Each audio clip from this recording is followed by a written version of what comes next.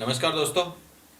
देखिए दोस्तों, आज आपके लिए जो वीडियो लेकर के आया हूँ वो है बीएड के आवेदन फॉर्म जो भरे जा रहे हैं उनके बारे में अपन चर्चा करेंगे। इसके आवेदन फॉर्म की जो शुरू में इसकी जो अंतिम तारीख थी वो 5 अप्रैल थी। अब इसकी बढ़ा करके 15 अप्रैल कर दी गई है।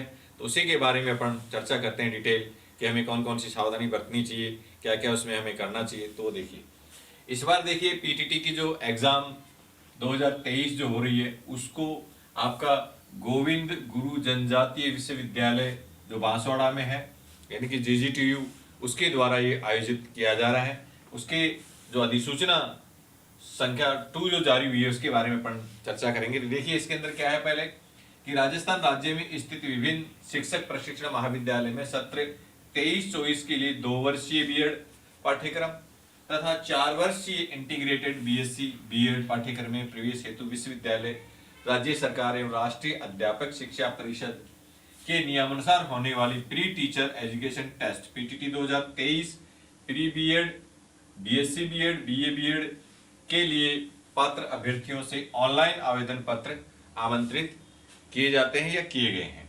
इसके अंदर देखिए पात्रता क्या है। पात्रता इसके अंदर क्या होनी चाहिए कि प्री टीचर एजुकेशन टेस्ट की पात्रता क्या है कि विधि द्वारा स्थापित किसी भी विश्वविद्यालय से वो स्नातक या फिर स्नातकोत्तर परीक्षा उत्तीर्ण होना चाहिए, और वो जो राजस्थान राज्य के विश्वविद्यालय से स्नातक स्नातकोत्तर परीक्षा के समतुल्य मानी गई हो। पीटीटी 2023 की वेबसाइट पर उपलब्ध दिशा निर्देशिका में उल्लेखित प्रवेश अर्हताओं की पूर्ति करने वाले अभ्यर्थी आवेदन हेतु पात्र हैं।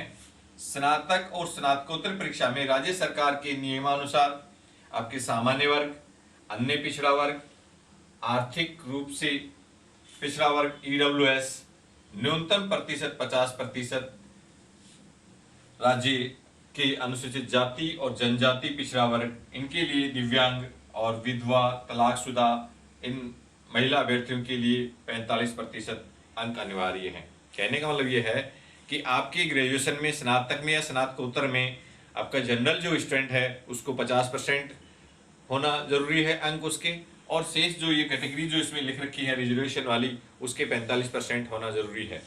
इसमें देखिए एक ये लिख रखा है ईडब्ल्यूएस, तो ईडब्ल्यूएस में जो है उनको भी 50 ही चाहिए। उसमें ये नहीं कि इसमें 45 नहीं है, 50 उसके अंदर चाहिए। आगे देखिए इसके अंदर अपन देखते हैं,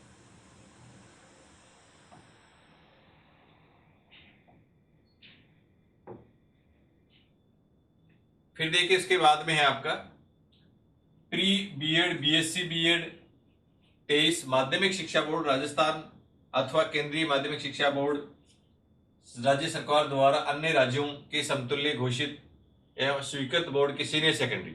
इसके अंदर सीनियर सेकेंडरी जो 12वीं कर करके जो बच्चा इंटीग्रेटेड कोर्स करते हैं, बीएससी बीएड करते हैं, बीए बीएड करते हैं, तो उनकी भी प्रतिशत क्या रखा गया है कि 12वीं के अंदर उसकी प्रतिशत कितनी होनी चाहिए। जनरल के लिए आपको 50% होना चाहिए, और शेष जो कैटेगरीज हैं जो रिजर्वेशन में आते हैं उनके आपकी 45% होना जरूरी है। इसके अंदर देखिए हम देखते हैं कि एक बार कि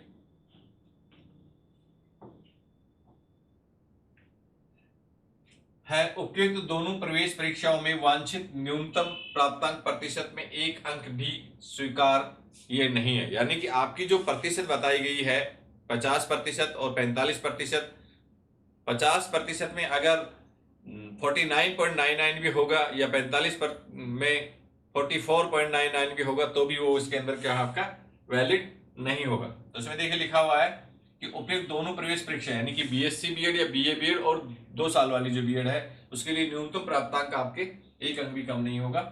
ऐसा होना आवेदन की अभ्यर्थियों को निरस्त करने का पर्याप्त कारण होगा। अगर इसमें प्रतिशत अगर 1 नंबर भी कम है तो आपका आवेदन निरस्त कर दिया जाएगा। पात्रता परीक्षा 2023 में अर्हता परीक्षा में बैठने वाले विद्यार्थी PTT 2023 BA BEd, BSc BEd प्रवेश परीक्षा 2013 के लिए आवेदन कर सकते हैं जो रनिंग में चल रहे हैं। बशर्ते यह है कि उनकी काउंसलिंग में भाग लेने के लिए काउंसलिंग रजिस्ट्रेशन की अंतिम तिथि तक प्रवेश हेतु पात्रता प्रदान करने वाली परीक्षा का परिणाम आ चुका हो तथा अंक तालिका पात्रता प्राप्तांक सहित उनके पास हो। कहने का ये कि जिस समय आपका काउंसलिंग स्टार्ट होगी बीएड की आपका सिलेक्शन होने के बाद में, तो अगर आप लास्ट ईयर वाली एग्जाम में हैं तो तो आपका रिजल्ट उस समय आना जरूरी होता है। मान लीजिए आपकी मेन जो मार्कशीट है वो नहीं आई है ओरिजिनल, तो आपकी नेट वाली जो मार्कशीट है ऑनलाइन वाली, वो मार्कशीट उसके अंदर देख करके आपका एडमिशन कर दिया जाएगा। तो ये हमारे पास उसके अंदर होना जरूरी है। आगे देखिए, इसमें देखिए जो हमें बात ध्यान रखनी है वो क्या है,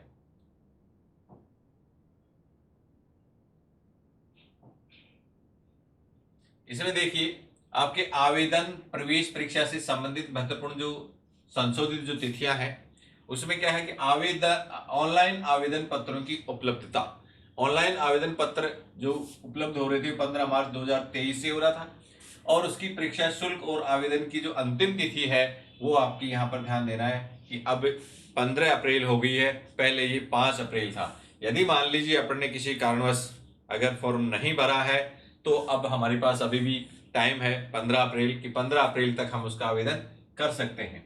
लास्ट में है क्या ध्यान देना ये करने के बाद में हमें कि उसकी जो एग्जाम है, देखिए इसमें है कि प्रवेश परीक्षा जो बीएड की जो एग्जाम लगेगी वो आपकी 21 मई 2023 रविवार को लगेगी, एक ही दिन होगी, जिसमें इंटीग्रेटेड जो बीएड कर रहे हैं, बीए बीएड या बीएससी बीएड, उन्हीं का भी उसी दिन एग्जाम होगा, और जो 2 साल वाला जो कोर्स कर रहे हैं बीएड का, उन स्टूडेंट्स का भी एग्जाम उसी दिन 1 मई को एग्जाम होगा। इसमें रिजर्वेशन का क्या कर रखा है, देखिए राजस्थान राज्य के अनुसूचित जाति जनजाति, अन्य पिछड़ा वर्ग, विशेष पिछड़ा वर्ग, महिला, दिव्यांग और सैनिक, उनके आश्रितों, तलाकशुदा, विधवा महिलाओं, टाडा बाडा शहरिया क्षेत्र के निवासियों के लिए और ईडब्ल्यूएस राज्य सरकार के नियमानुसार उनका आरक्षण होगा।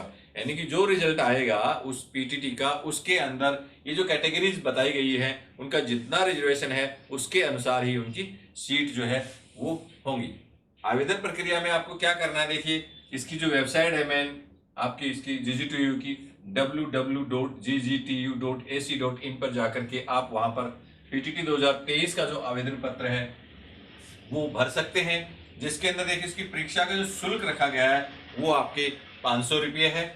और ये आप जो फीस जमा करवाएंगे इसकी आप डेबिट कार्ड से भी जमा करवा सकते हैं, क्रेडिट कार्ड से भी जमा करा सकते हैं, नेट बैंकिंग से भी करा सकते हैं, और आप ई मित्र से भी इसका जो भुगतान है वो करवा सकते हैं। लेकिन जो भुगतान आप करेंगे उसका जो हार्ड कॉपी प्रिंट आउट जो है वो आप उसका ले लेंगे।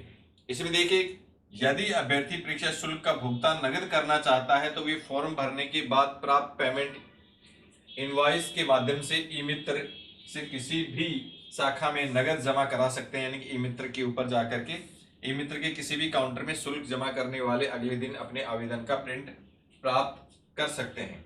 अब देखिए इसके अंदर आगे चलते हैं।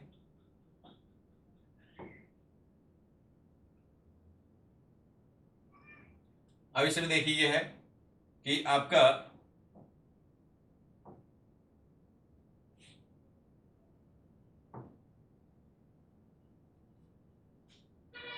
इसमें देखिए ऑनलाइन आवेदन भुगतान चालान द्वारा आवेदन शुल्क जमा करने के पश्चात भी यदि प्रिंट नहीं निकलता है तो निर्धारित अवधि में आप कार्यालय के जो हेल्पलाइन नंबर है उसके ऊपर आप कांटेक्ट कर सकते हैं। 6376265626। दूसरी उसकी हेल्पलाइन नंबर है आपकी 6376200317। इसके ऊपर आप संपर्क कर सकते हैं। अब देखिए ऑनलाइन आवेदन पत्र को हमें सावधानी पूर्वक भरना है। इसमें कि ऑनलाइन आवेदन पत्र अत्यंत सावधानी पूर्वक भरकर उसका प्रिंट हमें ले लेना है, और उसकी जो हार्ड कॉपी है वो हमारे पास क्या करना है, सुरक्षित रखना है। उसकी जो आवेदन प्रमाण पत्रों की सत्यापित प्रतियां अपने पास क्या करना है, संभाल कर रखना है। क्योंकि जिस समय आपको क्या होगा, काउंसलिंग के उपरांत आपको जो महाविद्यालय आवंटित होगा उस महाविद्यालय में आपसे क्या है कि जो आप फॉर्म भरे हैं, आवेदन पत्र जो भरा है उसका फोटोकॉपी जो है उसका प्रिंट आउट जो है वो आपसे लिया जाएगा। प्रवेश के समय करवाना होगा, दिखाना होगा आपको, आवश्यक होगा। और ऑनलाइन आवेदन के समय चयन किए गए 2 जिलों की प्राथमिकता केंद्र की उपलब्धता के आधार पर ही परीक्षा केंद्र आपको आवंटित किए जाएंगे। और परीक्षा केंद्र आवंटन में पीटीटी 2023 4 वर्षीय बीएससी बीएड या बीए बीएड 2023 का अंतिम निर्णय होगा।